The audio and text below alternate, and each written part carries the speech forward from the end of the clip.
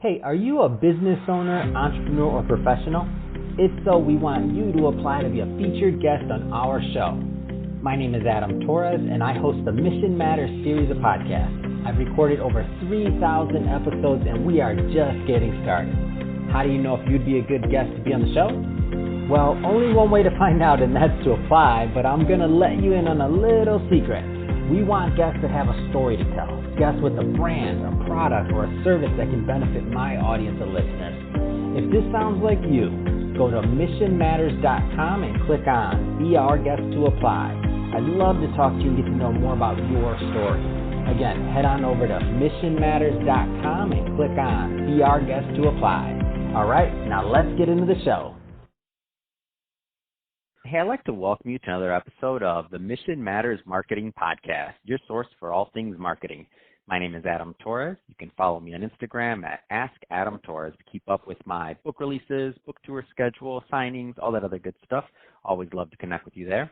And as always, if you'd like to apply to become a co-author in one of my upcoming books, just head on over to the website, missionmatters.com, and click on Become an Author to Apply.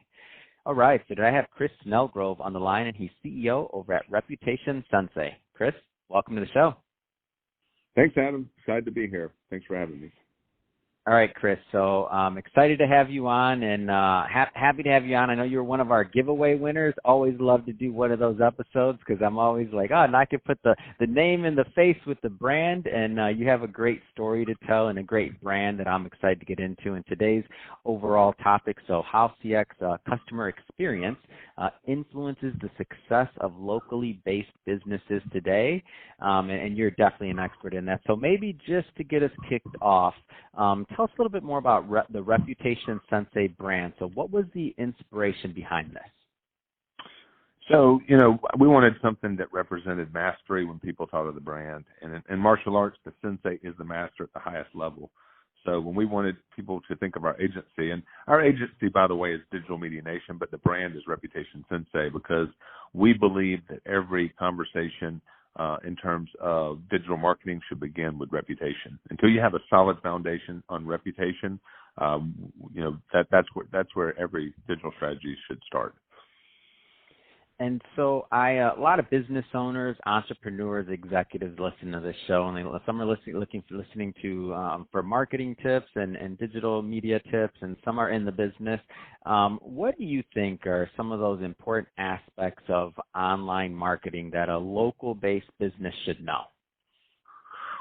Well, first and foremost, a strong emphasis on your online reputation.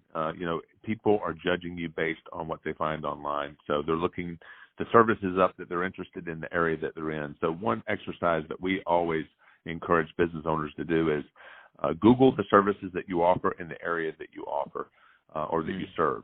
And, it's quite revealing, how competitive are you in terms of visibility, online ratings, number of reviews to your competition.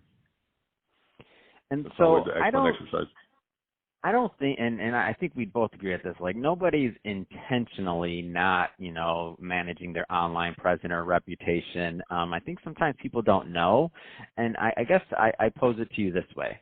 Like every business is going to be different. They're going to have different wants, needs, of course, different founders, different levels of experience. But I also do know with working with as many clients as you have and just people on their reputation and on this management that you see certain patterns that happen over and over and over again. What are some of those patterns that when you're onboarding a new client, you're just like, it's just one of those triggers like, knew that was going to happen. Like what are some of those common patterns that you see that people are kind of dropping the ball on?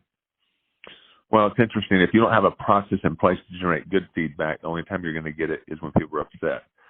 So that's when you look at different industries, you'll see like car dealers. We have a lot of franchise car dealers across the country. These guys live and die by their reputation, so they've been paying attention to it for a while. However, we moved into healthcare recently, a couple of years ago, and healthcare is a sector that is really just beginning to tune into the fact that they have to pay attention to their online reviews.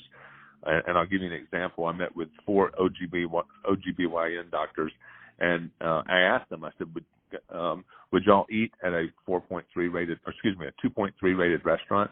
And they said, no, of course not. And I said, well, would you stay in a 2.3 rated hotel? And they were like, absolutely not. And I said, well, why would you expect prospective patients to come here? Because that's your Google rating. And they were in shock. They didn't realize it. So this is an industry, the healthcare industry is just starting to tune into the fact that you've got to be paying attention to online ratings, because that's how people are making decisions now. We call it the new norm. Man, that makes so much sense. Let's go further into maybe the difference between reputation management and reputation marketing, because I want to make sure that, especially for those that are listening that aren't too familiar with, if I may call it, the reputation space, they may not kind of get the differences. Sure. Reputation management is the process of generating reviews, monitoring the reviews, and even responding to the reviews.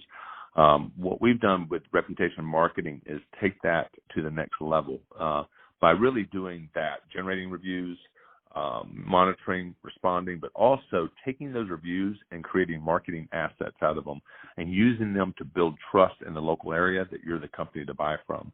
And when you do this effectively, it really gives you the competitive edge in the area that you serve and that you're competing for business. And can you tell a little bit more about what happens potential-wise when somebody goes down this path?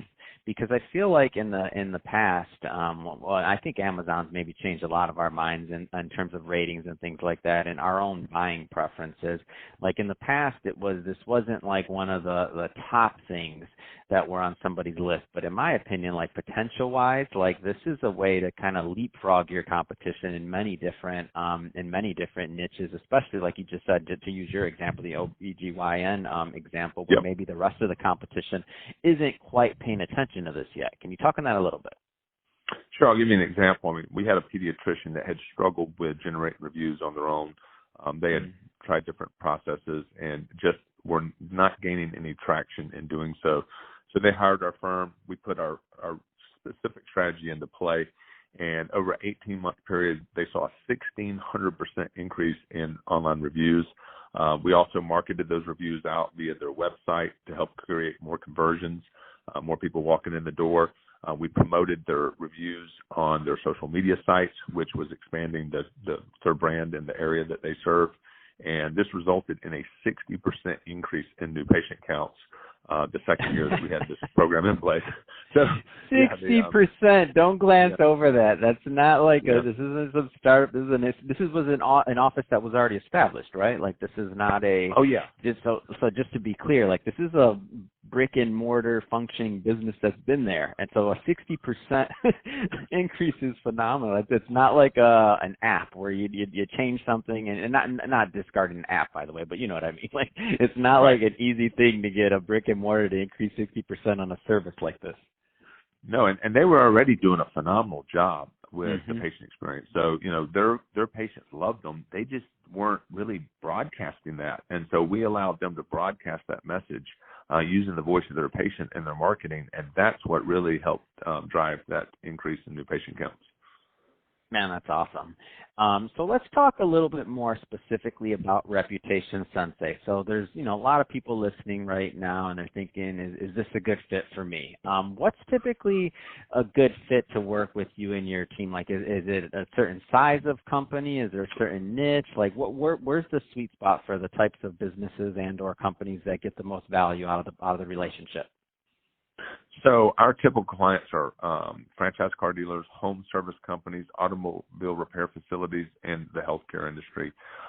Many clients come to us in the beginning wanting to talk about PPC, SEO, or social media, and that's where we just slow them down and ask them to take a comprehensive look at their overall reputation.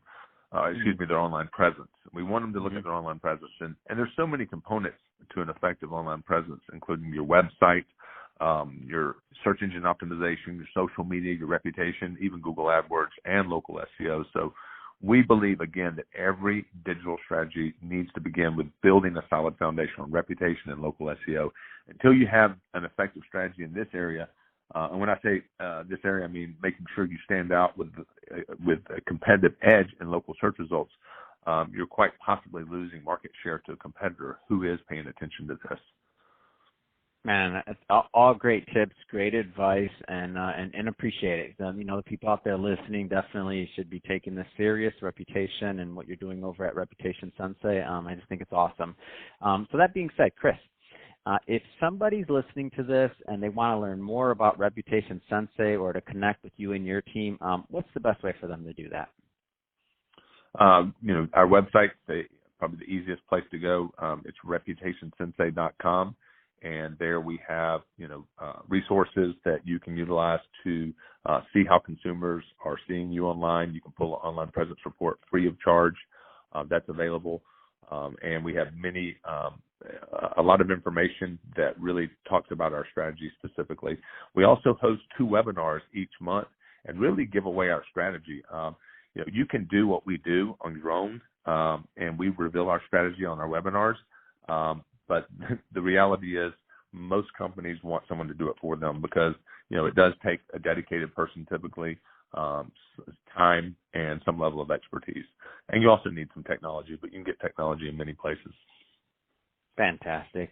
Well, Chris, really appreciate you coming on the show today and sharing more about all the great work that you're doing over at Reputation Sensei and bringing that to my audience. I think it's great what you're doing and really valuable information. And to the audience, as always, thank you for tuning in. Hope you got a lot of value out of this. Hope you learned something. If you did, don't forget, hit that subscribe button. Definitely like you to be a return listener and guest or listener. And we have many more great guests just like Chris coming up for you. So really appreciate it. And Chris, thanks again for coming on the show. It's been a pleasure. Thank you, Adam.